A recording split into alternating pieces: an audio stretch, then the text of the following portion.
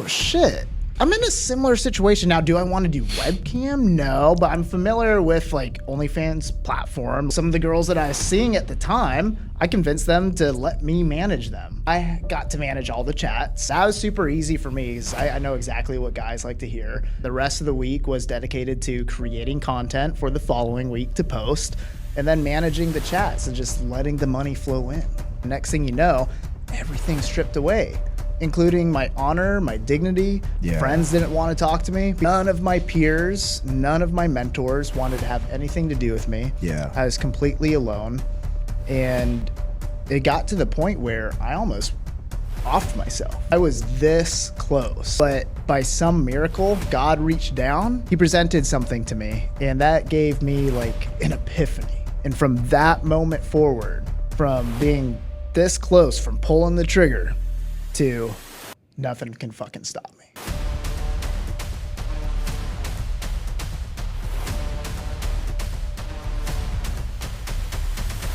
Hey guys, this is Paul Alex. Welcome back to the Level Up Podcast. I'm here with a special guest. He goes by the name of JD. He is a former Marine, or actually Marine veteran, excuse me. And now he is one of the top of the line dating coaches in the online space right now. JD, how are you doing today? Doing well, man. Hey, thanks for having me on the pod. Dude, welcome to Miami. Yeah, dude, Miami is the place, man. I've been excited to come back out here. It's been a few months. And every single time it's an adventure. So thanks for having me on, brother. Dude, I love it. So you're from Los Angeles. Dude, I saw like the past couple weeks during the fires that happened, you were out there in the trenches, dude, helping people out. I mean, like for the viewers that are first like learning about you, dude, that, you know, with that intro, they know you're the military, they know you're a dating coach, but give us a little bit of background on you, man. And then we'll talk about recent events. Yeah, definitely. So obviously, like people who look me up on Instagram, they kind of see like the front blasted images, you know, like I still have my old Marine Corps like pictures, my profile, so people kind of get that I'm a veteran, but they see more so like the Playboy player lifestyle. That's all it's posted.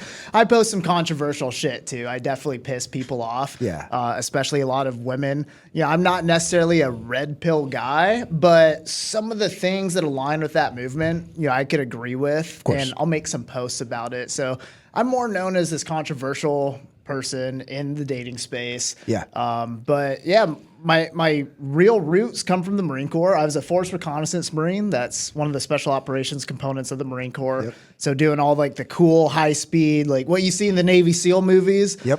Swimming in the ocean at night, storming the beaches with the stars and the moon out, jumping out of airplanes. I did all of that shit for nearly 10 years.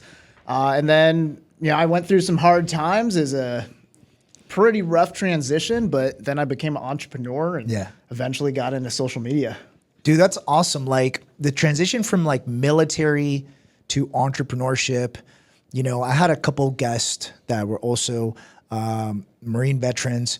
One of my COOs, he's actually starting his new company. It's called Crypto for Beginners, but he was also in the same position as you were. Interesting. Like dude was straight ops, and which makes sense because he fits right in to like business. You know, you take the mentality of planning and being ready and being a leader, you know, same thing with law enforcement. So I always get along with anybody that does either first responder, been in the military, dude. I just know that you're able to lead, and that's what you need in business. So from the military, what basically pushed you to entrepreneurship, dude? Because typically, let's keep it real. You're in the military for 10 years. And you live a lifestyle that is almost like a monk that most people don't want to live. And then they go out of the military and then they go into law enforcement usually. Well, most of the time, military guys transition to law enforcement or some type of first responder. You have similar lifestyles.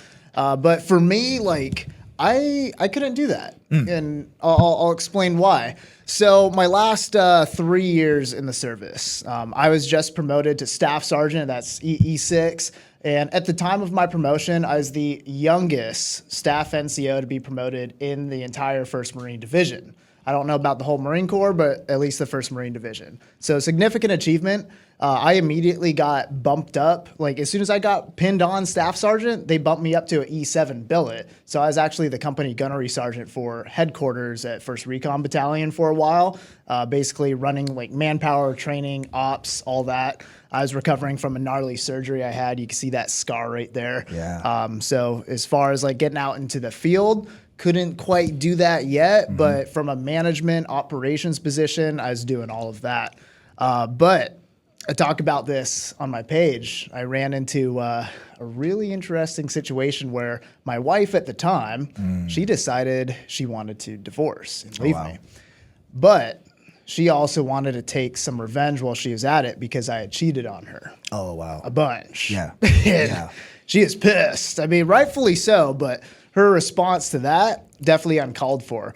Essentially, that resulted in a nearly 3-year-long federal investigation from her making multiple false allegations against me. Yeah. And again, you're in this specialized position in the Marine Corps at a top secret security clearance. So you're under a lot more scrutiny than the regular citizen. Absolutely. And coming from a law enforcement background yourself, you could probably understand when you're in that type of position and you're, what would you call it? Your in-house investigation services. AI, like internal investigations? Yeah, like internal investigations. So that'd be like similar to NCIS, CID, right?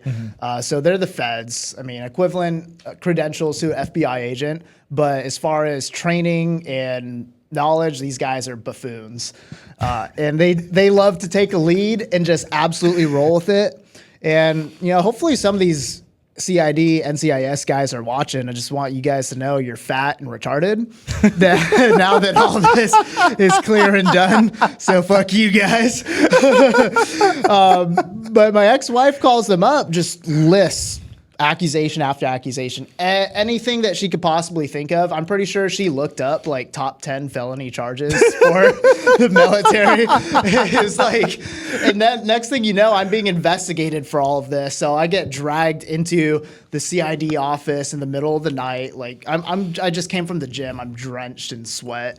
Got my booty shorts on and my sweatshirt just completely soaked, and they're interrogating me like. I was being investigated, everything from larceny, drug trafficking, human trafficking.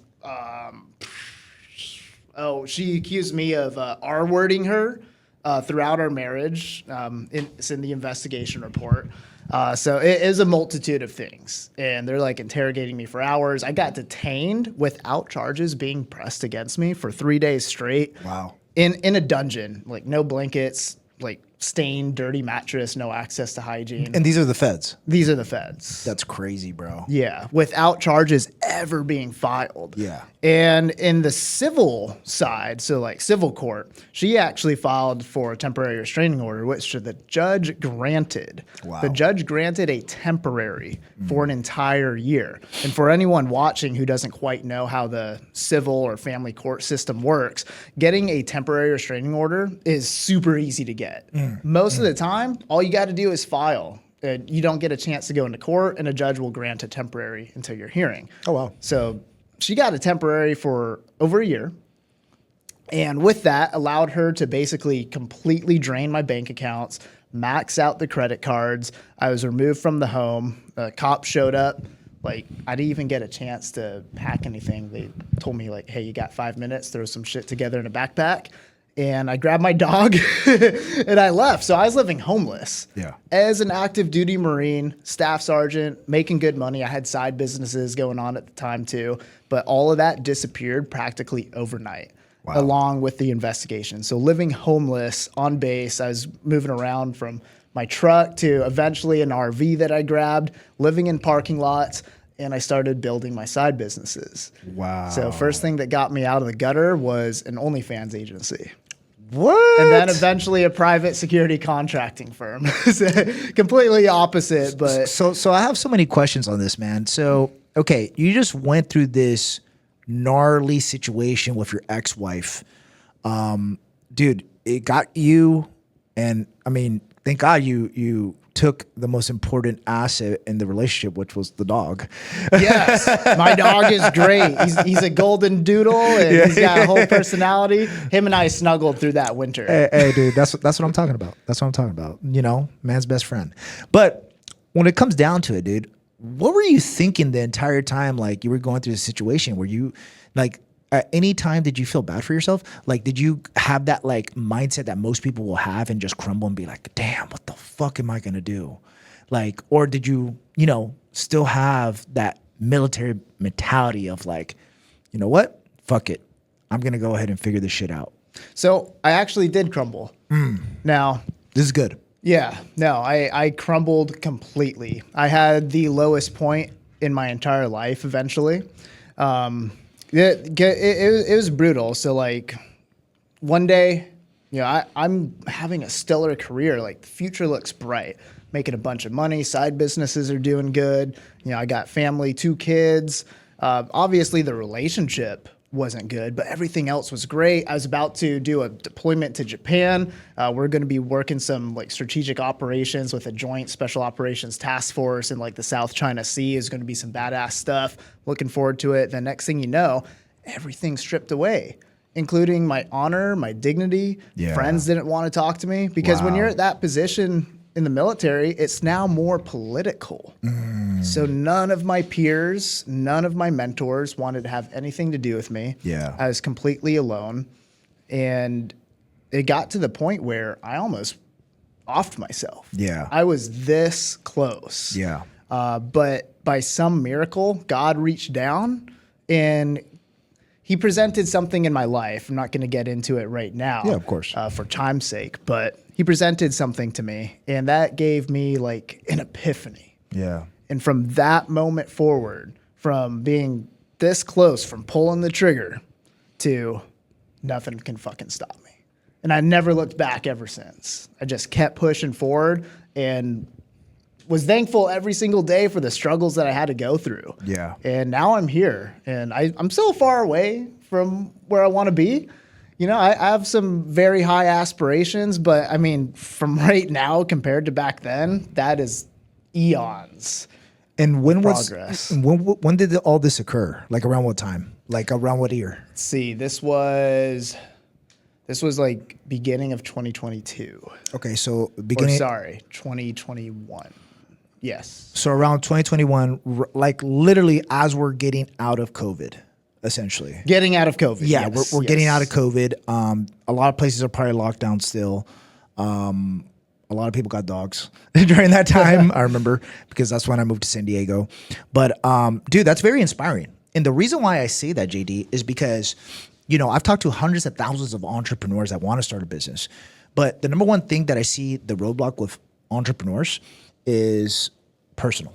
It's personal. It's not the money, dude, because we can all find money. If I was to give you a Ferrari and be like, hey, JD, give me $100,000 for this $500,000 Ferrari. Dude, I'm pretty sure you'll find the money. It's a good deal, yeah. You'll find the money, right? And that's what I tell everybody. It's just like if you truly want to start something or you truly value something, you'll make time for it. You'll come up with the resources, you know.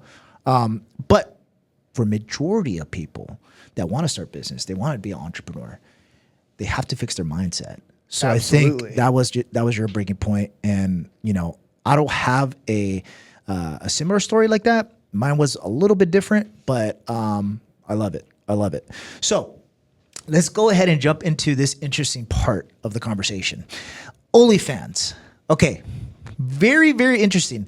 You know, I didn't know that, you know, anyone can run an OnlyFans agency. And I'm talking about basically someone going ahead, managing the models, managing, you know, the marketing and all that jazz. How did you get into that? Like, did you have a friend that told you about that, or did you do research? Like, how? Okay, so fortunately for me, I've always been a ladies' man. Like, you know, I had some side girls when I was still married, and it's super, especially when I was homeless and I had like nothing to do but to be on my phone and think. Like, I was hitting up girls. You know, I was still getting laid while being homeless. Like, you don't know how many girls I banged in the parking lot, dude. You were legit living the bang bus life, bro. Yeah. I had like bullshit excuses too why I was there. I'm like, oh yeah, no, I'm like temporarily here on orders, and I haven't figured out the place to stay. And girls were like, okay, yeah, I mean, parking lot sounds fun. Like, so I had girls. That's like the most important step is to have girls. Yeah. Now, it's better to like get an LLC and set up all like the back end business side if you're trying to do OnlyFans management. But just to make money, all you need is girls. So that's what I had. And I watched actually the Fresh and Fit podcast. I think Andrew Tate came on there and he was talking about his webcam company, how he did it. Yeah. And I'm like, oh shit. I'm in a epiphany. You were just like, oh. I'm in a similar situation now. Do I want to do webcam? No, but I'm familiar with like OnlyFans platform. Like a lot of girls that I knew back then were already on OnlyFans. Yeah. So some of the girls that I was seeing at the time, I convinced them to let me manage them. Wow. And I only needed a couple $100 to start an LLC after a couple weeks, and registered that with the platform and set up the banking. And from there, the back end stuff is done. So now I just have these girls that I'm already banging. Yeah. Doing OnlyFans.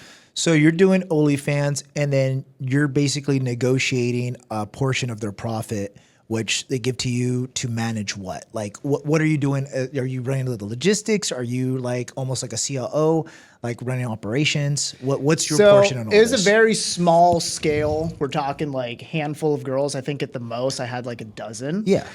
So it is much easier than having a large agency where a large agency is a very like fully functioning business. Yeah. And you need different department heads to manage different things. Well, starting out small, especially, I got to manage all the chats. Yeah. So that was super easy for me because I know exactly what guys like to hear. And then I'd create a content and posting schedule for them. So just schedule all their posts. It'd take me like a day, basically, to schedule the posts. And then the rest of the week was dedicated to creating content for the following week to post. And then managing the chats and just letting the money flow in. Dude, that's amazing. Yeah. That's amazing. I'm out of the business now. I've been out of it for a while because I definitely don't like the OF industry. Yeah. I think it's bad all around. Yeah. But hey, sometimes you got to do what you got to do, and that's what I did back then. I mean, you were in a very basically I would call you were a weird vacation, bro. Yeah. Like essentially, right? And you had to do what you had to do in order to make money and survive.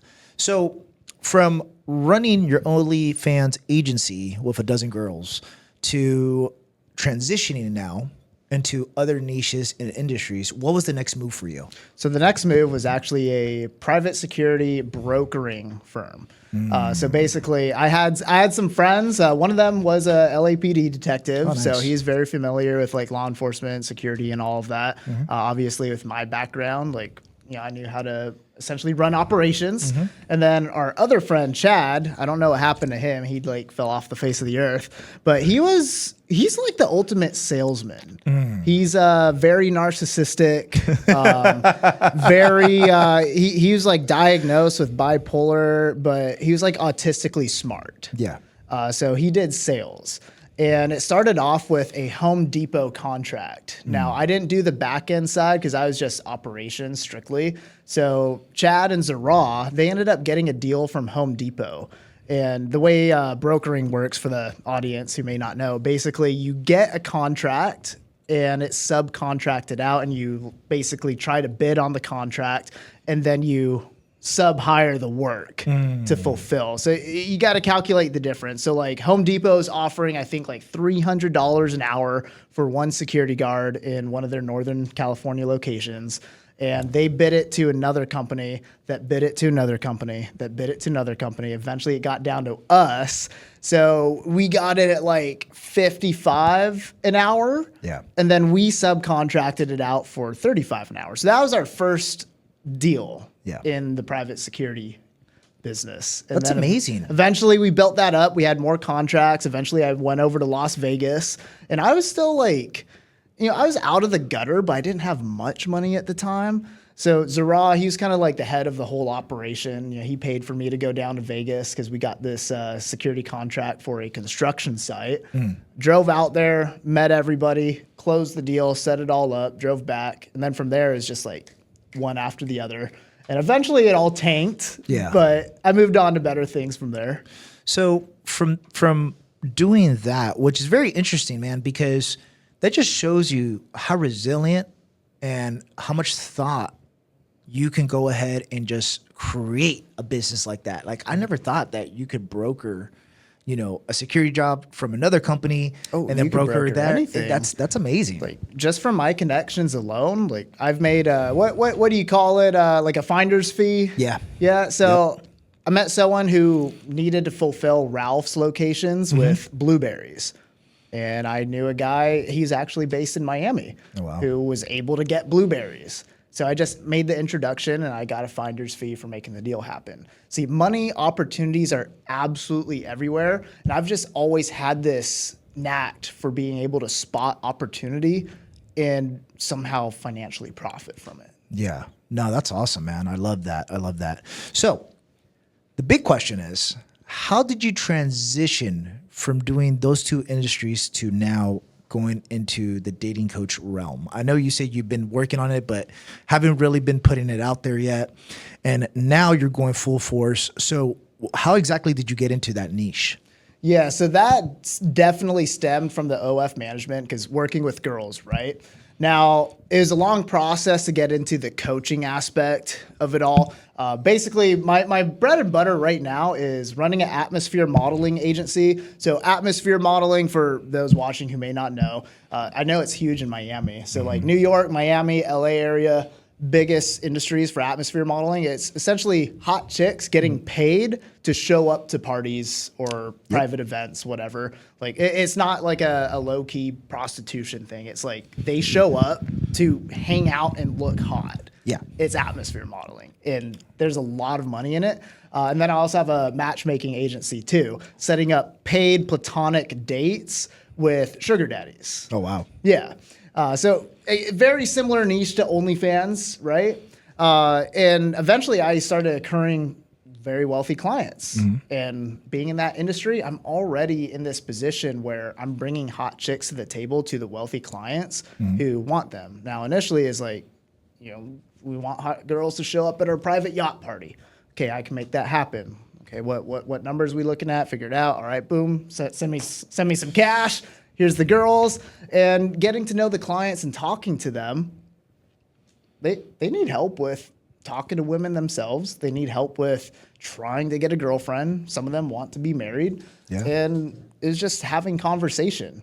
And eventually I ran into this guy. He's like morbidly obese. Yeah. Very nice dude. His name's Tony. And he's like a New York guy. Yeah. Very thick Italian accent. Lives down in San Diego. Has a bunch of properties. Beautiful mansion down there. And he was just picking my brain at a networking event. And he asked me, like, you know, because I was telling him, like, yeah, I help guys like get girls and stuff too. He's like, how much do you charge? And I just threw a number out. I'm like, oh shit, like, I don't know. I've never thought about this. Yeah. I said $10,000.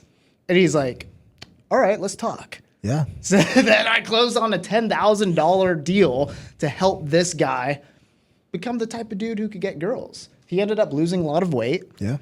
Helped him just learn how to have conversation, how to like structure a dating profile. And he's still single, but he ended up getting some girls rolling through. So it really worked out for him. Oh, that's phenomenal, man. Yeah. I mean, you know, if people need a trainer for fitness, why wouldn't they need a trainer for dating or to level themselves up, right? Like their image, their appearance. And sometimes they need that person that has that level of experience, just like you, to go ahead and tell them like, hey, dude, you got to drop some weight. You got to go ahead and fix the way you look, right? And man, what's interesting, man, is I think making the move down here in Miami from LA is going to be the perfect opportunity for you, especially because there's so much people out here that are looking for those specific things.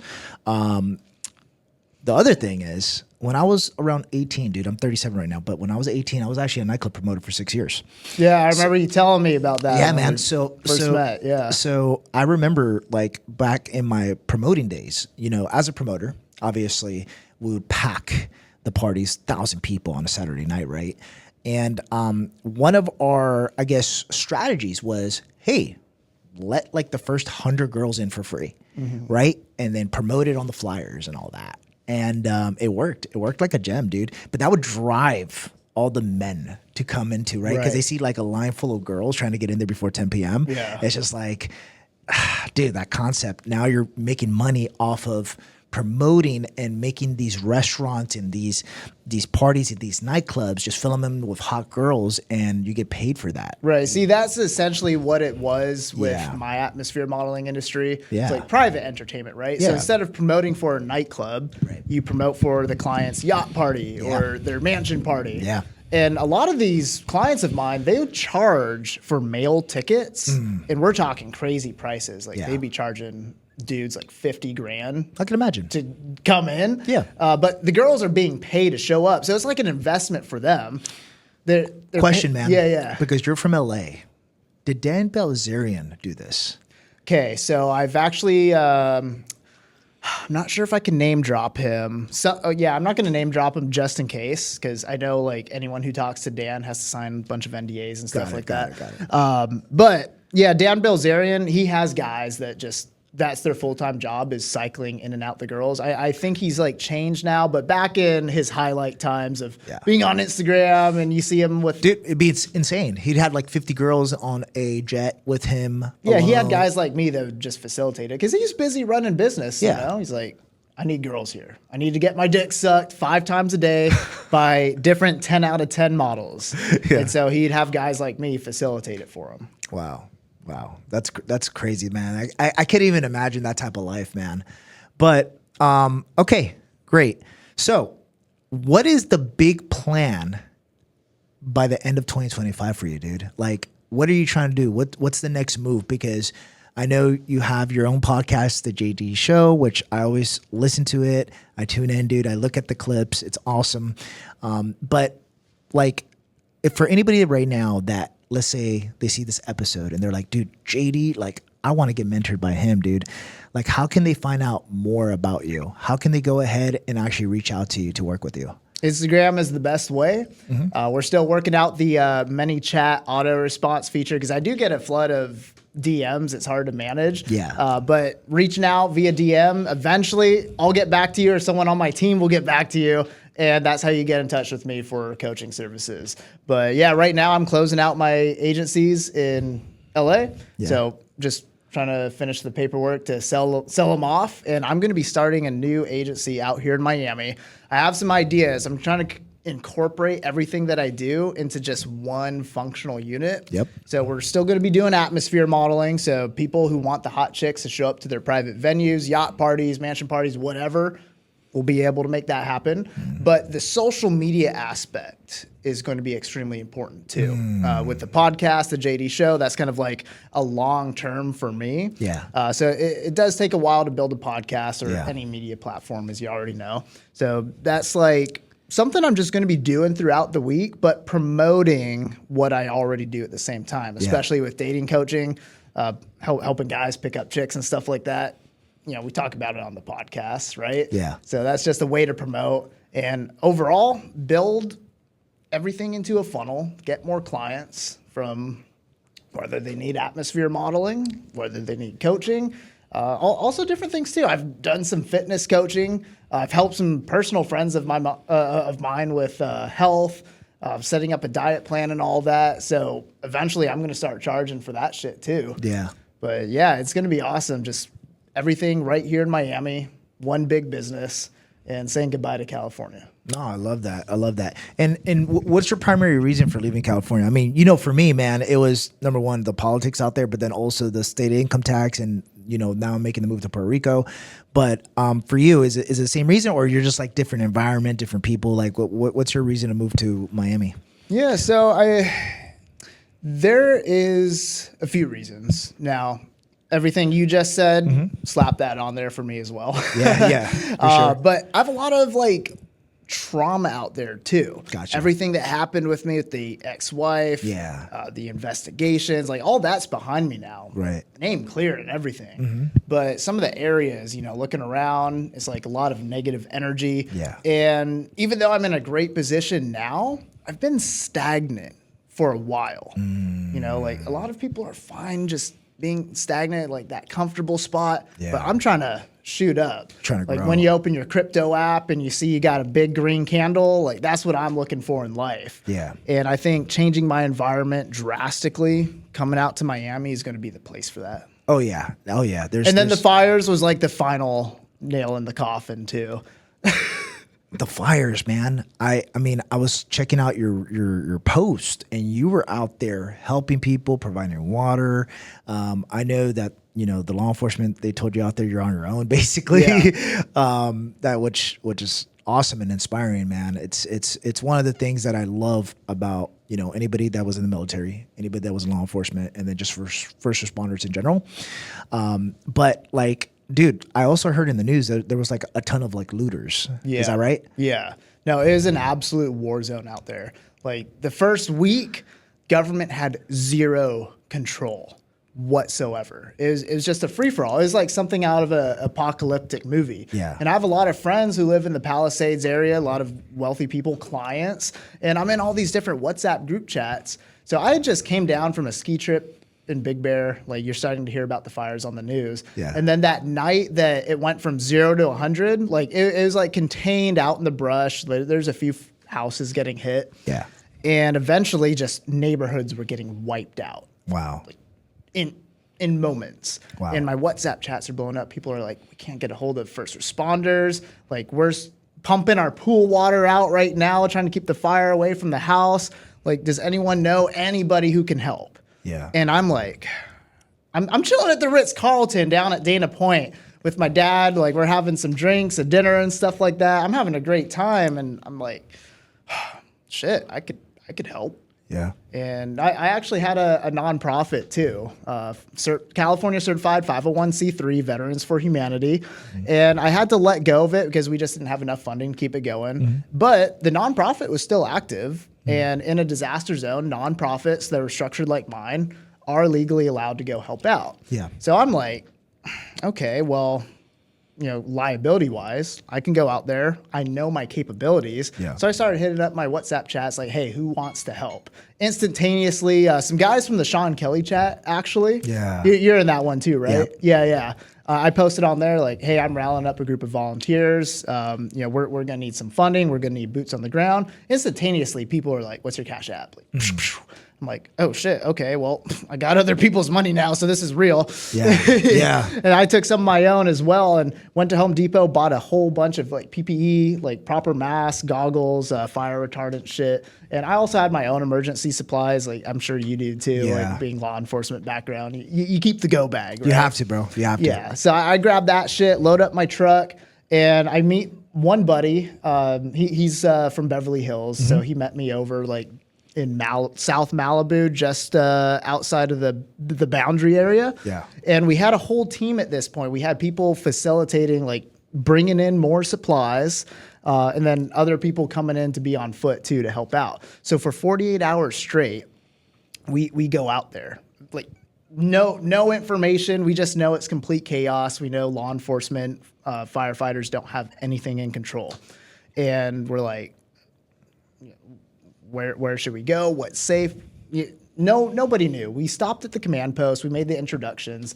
Like, hey, I'm representing Veterans for Humanity. I just formed Task Force Blue, which is what we called it. Just shot that name out of my ass, honestly. But this is what we're here to do. We got all these supplies, and we got some addresses for homeowners who are actively defending their houses, putting out fires, who need medical attention, assistance with putting out the fires, like other supplies. Like they even have masks and they're breathing in all this smoke. Yeah. Like families with children and stuff.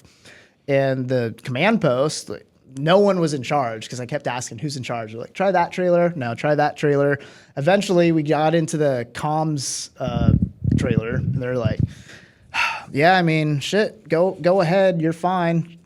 Go check in with the checkpoint before you head up Sunset Boulevard, Yeah. which was power lines down. Like you saw on the news how all the cars were just abandoned, like piled up in the middle of the street, the sidewalks. So the plows had actually just cleared a path for the fire trucks to move out. Oh, wow. So everything was still like smoking and stuff, and power lines were down. They didn't have that under control. Buildings were collapsing. And we stop at the checkpoint, pitch dark, just thick smoke everywhere. It looked like a nuclear bomb just dropped. And talked to the cops like, hey, we just got cleared by the command post to go up. This is what we're going to be doing. Do you have any information for us? Like, nobody knows. Yeah. You're clear to go up, but if you get into any trouble, no one's coming to help. Wow. So in my own nice ass pickup truck, Yeah. thank God I got those method wheels and the thick tires. We went up there through like the plowed cars, buildings collapsing, like fire still popping up. And eventually we got to the people who needed our help. So we provided all the aid they needed. And we did that for 48 hours straight. Just we got lead after lead, like, okay, next neighborhood, next neighborhood. And yeah, there's a lot of looters too. Cartels, like organized gangs down there. It was scary, dude. Like we saw straight up killers organizing massive heists. Like these houses that burnt to the ground, people were like harvesting burnt out safes and stuff like that. I saw these two dudes carrying out a cabinet and trying to load it into their tiny sedan. Like obviously they weren't from there just based on their looks. Like very dressed down. And this is a multi-million-dollar neighborhood. So it wasn't their trunk. They're out looting. But yeah, people crying in tears, whole entire families just absolutely devastated, like zero access to anything of value that they had. So like if they're relying on cash or whatever, or if they had a hard wallet and crypto, dude, they lost all of that. That's horrible, man. Yeah. That's horrible. But good thing you went out there, man. I mean, it shows a lot. It shows what type of person you are, dude. You're still willing to, help the community. And obviously that comes back from your background. And dude, I'm the same way. I'm the same way, dude. If it was to go down here and, we were to have to war here, hey, dude, I've strapped on my MP5 and get ready to go. Right? You still got that law enforcement badge or the ID, the former one, right? They, so you have multiple ones when you go into law enforcement. So you can make like the flat badges. That is not the main one that you wear your uniform. So I still have my flat badge. Right. Yeah. So, that gets you in places. Yeah. But I haven't thrown on anything in such a long time. I still go to the range from time to time though. I love my guns. But dude, I'm glad you're moving down here. It's gonna be awesome. We definitely got to connect when you're down here. Now, for anyone that is viewing right here, where can they actually see more of your content? Where can they check out your show?